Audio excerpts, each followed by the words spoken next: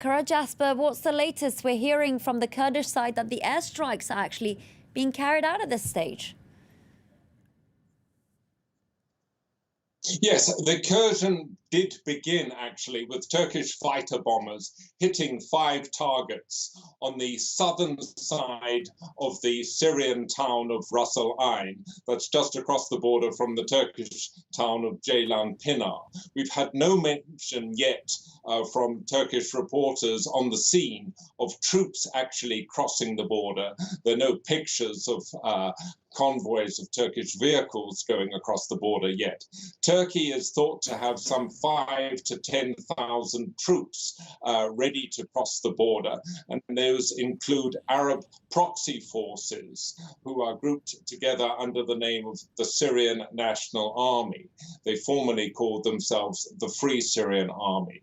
When Erdogan announced that the operation had begun, he said its purpose was to wipe out the terror corridor on Turkey's border and to rescue the local people from the grip of terror. And Sanam, if I could just add one point about this Iranian military maneuver on Turkey's southeastern border, I think for the moment that maneuver should be taken at face value, just a military maneuver. I don't believe that Iran is going to tangle with Turkey. The two governments have differences on Syria, but they have good relations all the same. Iranian President Hassan Rouhani was here in Ankara last month for the summit together with Recep Tayyip Erdogan and Vladimir Putin of Russia on Syria. There's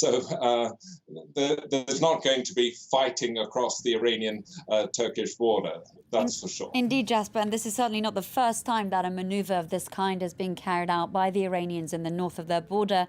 And of course, we know that Tehran has also offered to mediate between Ankara and Damascus.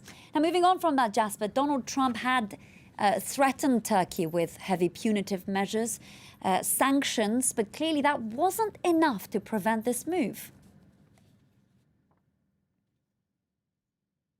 No, he said he would obliterate the Turkish economy if Turkey did what he called off limits. If it went too far, in other words. But he didn't define what he meant by going off limits. And so I think because of the action that President Trump took last year against the Turkish economy, when it imposed sanctions on Turkish steel and aluminum, and the bottom fell out of the Turkish lira, and inflation soared to 25%, I think because of that action, President Trump's warning will be borne in mind by Turkish military commanders, and they will be under orders to show appropriate force, not maximum force, because were they to wipe out a Kurdish village in Syria,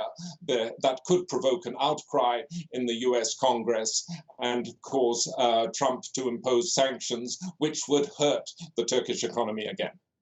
Jasper Mortimer there reporting for us from the Turkish capital.